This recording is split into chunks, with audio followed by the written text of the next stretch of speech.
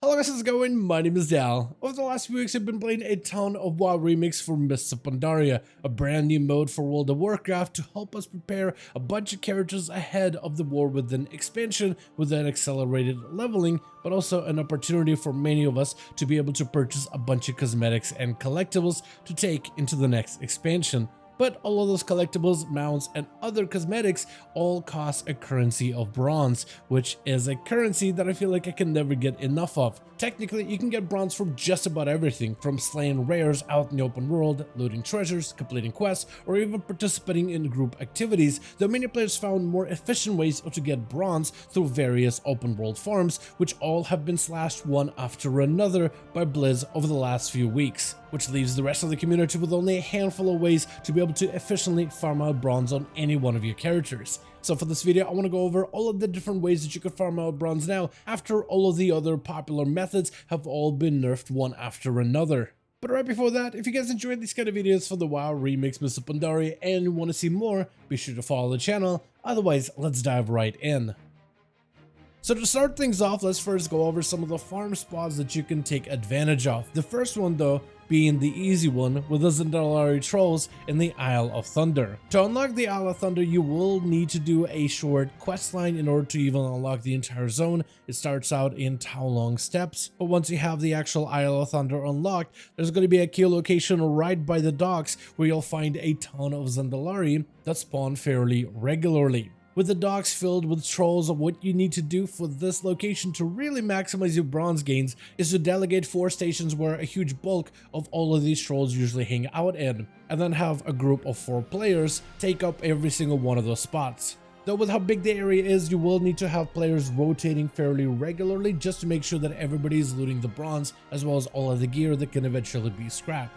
Out of all the farming locations, this one apparently is not even the most efficient one, but for the hour that I was being able to spend at the docks, I got nearly 20,000 bronze, as well as a bunch of threads and gems and gear that can also be converted into bronze, so it felt pretty decent, but apparently even this one is not the most efficient one. Though nothing is ever going to be as efficient as the frogs of Timeless Isle, but after all the most efficient spots got nerfed super hard, this is one of the better ones that can still work out. What I like about the Zandalari Trolls docks as well is that location has 2 rare spawns that can either appear on the bridge or up in the watchtower right next to the docks. These rares are worthy of the same kind of stuff that you can get from any other rares in the game, with threads, bronze, as well as potentially weapons and cosmetics. These rares don't spawn all that often, but if you do end up spotting the rare more than once, you can still slay it every single time, since the rares are not on a daily lockout. So every single time you see the rare and every time you tag it, you will always be able to get some kind of reward out of it. Now another good spot that's actually super hyper efficient is going to be somewhat limiting, and that's going to be near Lion's Landing in the Krasserang Wilds. On the beach near Lion's Landing, you will see a bunch of Horde warriors and shamans all surrounding a Horde boat, and if you're an Alliance player, you can take advantage of that spot specifically to hyper farm all of the Horde enemies in that local area. From what I've been able to see, everybody says this is actually one of the more efficient spots when it comes to just raw amount of farming that you could do out in the open world, with this spot awarding you guaranteed 20k bronze minimum every hour. However, it does have a pretty big limitation, because if you're a Horde, you can't attack these mobs at all. You have to be Alliance in order to be able to farm out Lion's Landing Beachhead. So this one is going to be fantastic depending on the faction that you picked. Now another viable method of farming for bronze has actually been the resurgence of the original Timeless Isle. No, not the frog farming or the crane farming that happened recently, but the actual zone and its intended purpose from way back when it was released during Mists of Pandaria. You see, with the way that rares function in WoW Remix, you don't have a daily or a weekly lockout on these rares. That means if a rare respawns, you can keep farming them endlessly and get the same amount of loot every single time. And Timeless Isle initially was a spot that was filled with rares and events that happened globally out in the zone. And these events would happen constantly, so every time you visited the Timeless Isle, there was plenty of activities for you to take advantage of. And with WoW Remix, you can now farm these rares endlessly, and that's what a lot of players started to do as of recently. Now, the way you want to do this is you'll want to find Tree Breeze Terrace, which is going to be a little bit north of the Celestial Court. There you'll find a stone where you can use a Scroll of Challenge in order to summon an elite rare. This scroll can be easily acquired if you have Honor Reputation with the Emperor Xiao Hao rep, and you can buy the scroll for 500 timeless coins, which isn't all that difficult to acquire. The stone to summon the rare spawns roughly 6 to 10 minutes, so you should check out that area fairly regularly to make sure you get your kill on the rare. While the rare is down, however, you should explore the rest of the island, because constantly every few minutes some kind of an activity is going to trigger. Whether it is going to be the champions of Ordos walking path up and down from the bridge all the way down the Blazing Way, or you'll find maybe a boat event in the northern side of the island, or maybe you'll find any random rare spawn that doesn't necessarily announce itself in the /yell chat, and essentially just roam the island, do all these events, slay different rares, and then come back to the Tree Breeze Terrace to get another kill at the Arcarius of the Flame rare. And with enough luck, if you get enough events while doing your circuits around the Timeless Isle, this method of farming bronze could actually be a fairly viable one compared to everything else we mentioned so far.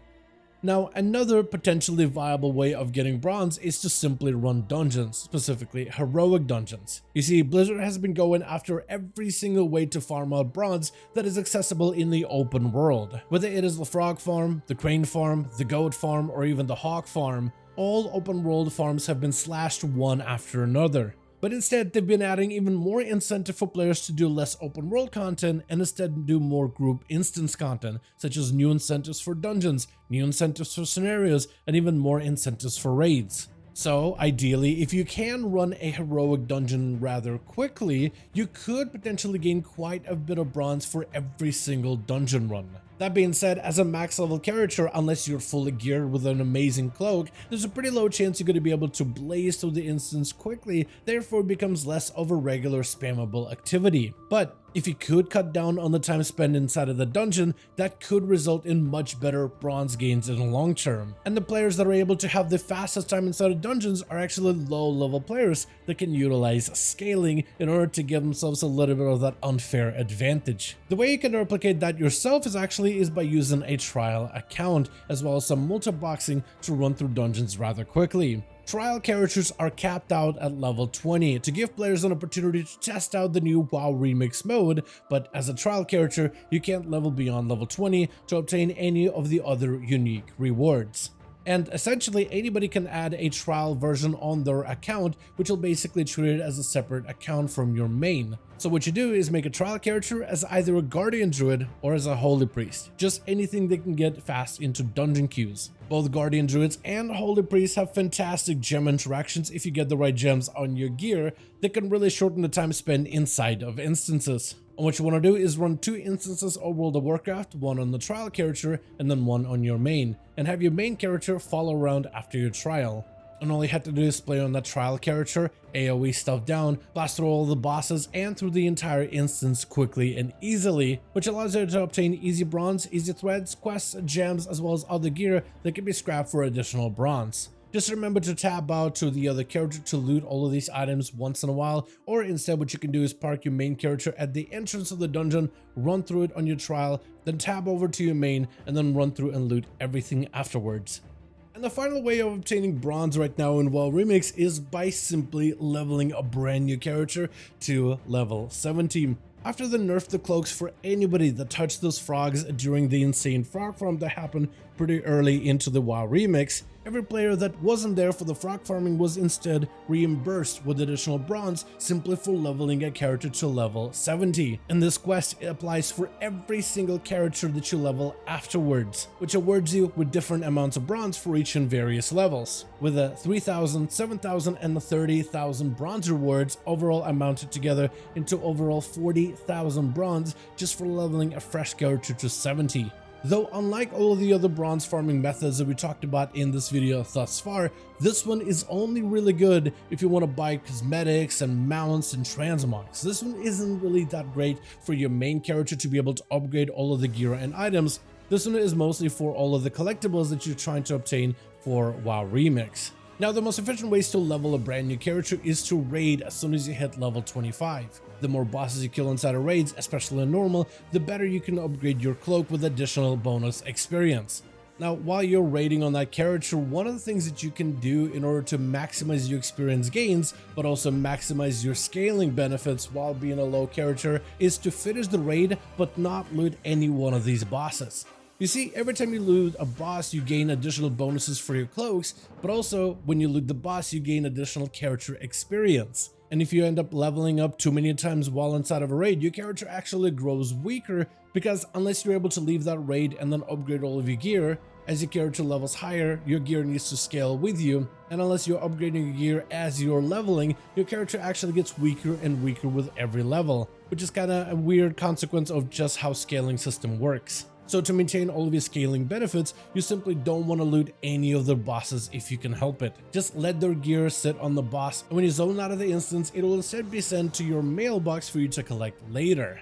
And what you can do then is to go through all of the boxes of loot that you were to have received inside of the raid and pick out the threads that give you additional bonus experience. Maximize your cloak as much as possible, and then hit open all, and then have all the loot be funneled out of the mailbox onto your character. This includes the item that provides your character with additional experience, which allows you to maximize the amount of experience you could have gained after you have buffed up your cloak with all the different threads. It's a bit of a weird workaround, but it does allow you to get the most amount of value on a character, especially when you're going through some of the higher level raids such as Throne of Thunder or Siege of Orgrimmar, where gaining an additional level can actually make your character feel weaker. So if you're trying to really maximize that scaling power gains that you have while at low level to be able to carry the rest of your group, you just don't loot any of the bosses, and then you can gain all those levels after you have done the instance. And with enough of those raids, you actually end up getting so much experience that a couple of normal quests out in the open world will be enough just to get you over the hump to level 70. And with that, that's going to be some of the different ways the players have found out how you could farm out a ton of bronze rather quickly for the WoW remix after all of those recent frog farms and other types of farms that all have been nerfed recently. Hopefully you guys will take advantage of all of these grinding methods before any of them potentially get nerfed at some point in the future, which hopefully won't happen, but at this point you never really know. And I want to pass it off to you guys in the comments down below. Which of these farming methods are you most likely going to utilize in order to farm out all of your bronze? Also, when playing WoW Remix, what are you primarily focusing on when spending all of your bronze? Are you trying to get a beefy character suited up with some of the best gear and some of the highest item levels imaginable? Or are you mostly focused on using all of the bronze to purchase all of the different cosmetics, mounts, toys, and other rewards for the WoW Remix mode? Let me know how you've been spending all of your bronze in the comments down below. As per usual, if you guys enjoyed this video or found it informative, go ahead and give it a thumbs up. I would very much appreciate it. And as always, in the description of every single video and live stream, we have a link to our Discord community channel. Probably the best place to reach out to me directly in case you want to let me know what you thought about this video or hang out with the rest of the community to discuss some of the upcoming changes. Join our Discord to become part of the community. But otherwise, thank you all so much for watching this video. I do hope you guys enjoyed. Let me know all of your thoughts down below. And as always, I'll see all of you guys in another video.